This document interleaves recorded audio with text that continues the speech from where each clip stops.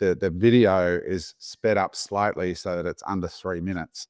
But I just want to watch this, and because it perfectly, I think, articulates at least how I feel about this poisonous piece of Islamic beliefs. And you know, so I'd just love to get your take on it, and we'll get Jerome to put it on in post as well. But have a listen to this. To you all, my name is Saba Ahmed. I'm a law student at American University. I am here to ask you a simple question. I know that we portray Islam and all Muslims as bad, but there's 1.8 billion Muslim followers of Islam. We have 8 million plus Muslim Americans in this country, and I don't see them represented here. But my question is, how can we fight an ideological war with weapons? How can we ever end this war? The jihadist ideology that you talk about, it's an ideology. How can you ever win this thing if you don't address it ideologically? Great question. I am so glad you're here, and I am so glad you brought that up because it gives us an opportunity to answer. What I find so amazing is since the beginning of this panel, which we are here about Benghazi attack against our people, not one person mentioned Muslims. We are here against Islam, or we're launching war against Muslims. We are here to discuss how 4 Americans died and what our government is doing. We were not here to bash Muslims. You were the one who brought up the issue about most Muslims, not us. And since you brought it up, allow me to elaborate with my answer. There are 1.2 billion Muslims in the world today. Of course, not all of them are radicals. The majority of them are peaceful people. The radicals are estimated to be between 15 to 25%, according to all intelligence services around the world. That leaves 75% of them peaceful people.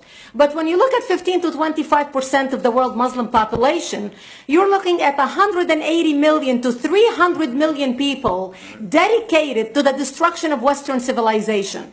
That is as big as the United States. So why should we worry about the radicals, 15 to 25%?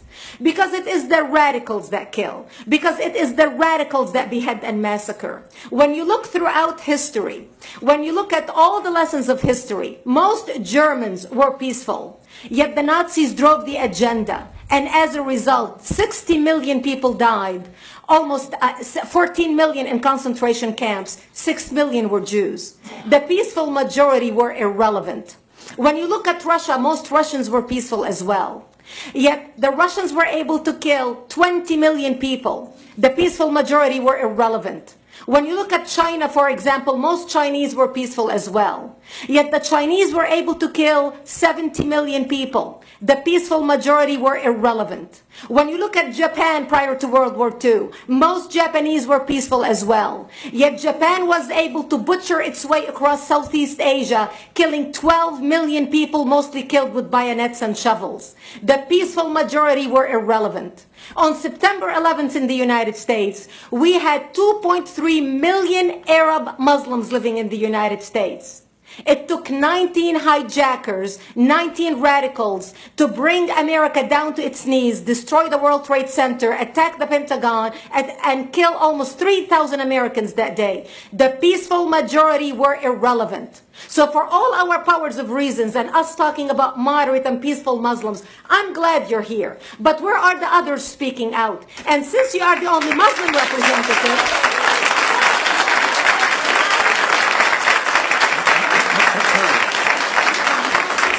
applause till the end.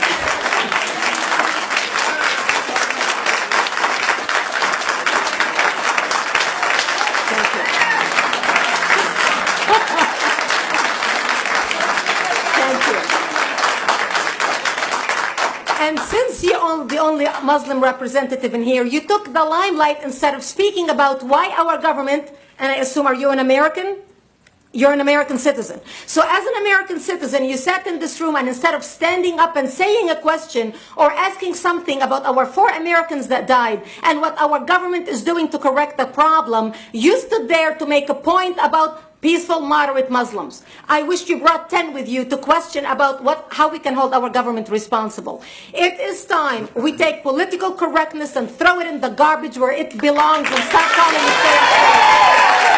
So it's an interesting point, right? And this is kind of more articulately than I can probably say it, what I've been sounding the alarm bell about on my socials for a while now, which is, yes, we know that most Muslims are peaceful, but even a minority that believe in the extreme interpretations of the Quran, Holy which is shit, not, Adam, 25% is not a minority. That is so much higher.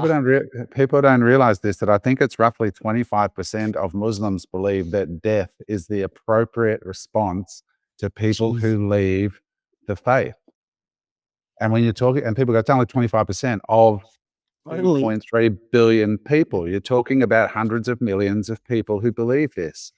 And this is the part that why I get so wound up about this. And I think people have got to realize, and like Charlie Kirk did some amazing content on this, where he just flat out said, fundamental extremist Islamic views are not compatible with the West.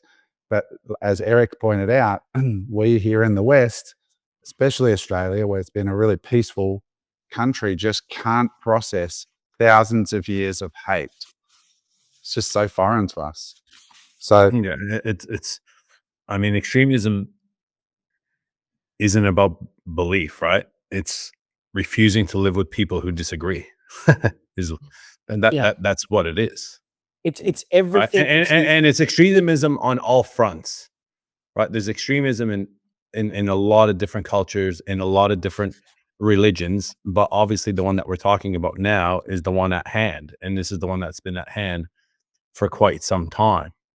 Because again, it's like moral certainty. There is no compromise.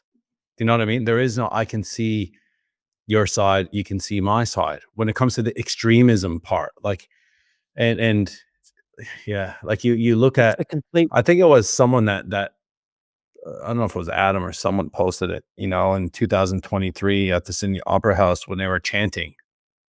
yeah, I Right. posted it. Yeah, and then 2 years later, here they are knocking them off. Like it doesn't like, and then we're going, oh shit, is this government? Is that what? Like it's just, and then what do?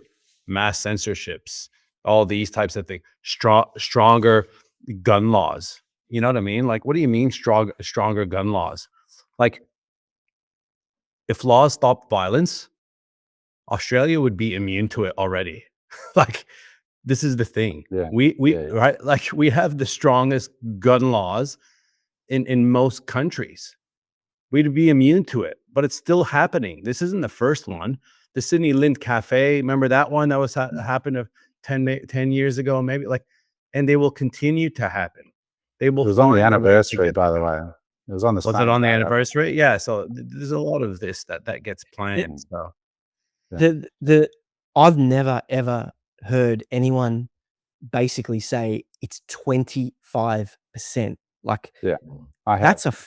that is a huge problem. Like, how do you weed out 1 in 4, right? If you want to see the argument, just Google Sam Harris, Ben Affleck.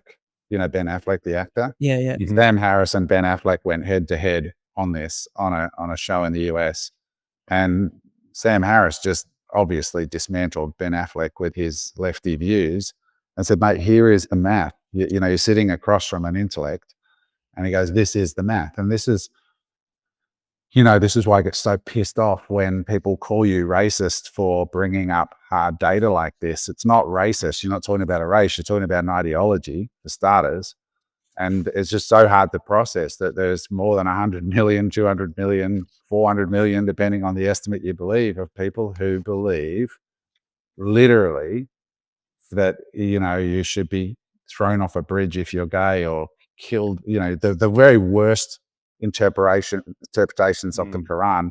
And this is why in places like Poland, they just don't tolerate it at all. In China, they treat it as a mental illness. Now, I'm not saying if that's right either. I'm just saying there's this, that's why they do it.